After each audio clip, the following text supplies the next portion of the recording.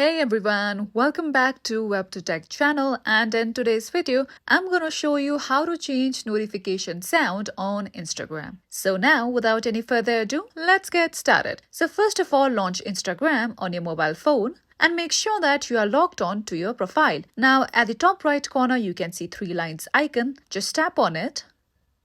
Now once you are here, you can see various options available for you, but just under how you use Instagram, you can see an option of notifications with bell icon beside it. Tap on it.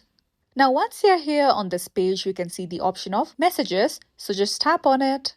Now once you're here, make sure that the options for on is selected and nothing has been selected for off. Now let's go back again and select the option of calls. Now over here, make sure that the option from everyone is selected in case you are getting calls from your followers or other people on Instagram so that you can be notified about it. Now after this step, just go back to your home page and then open settings on your mobile device.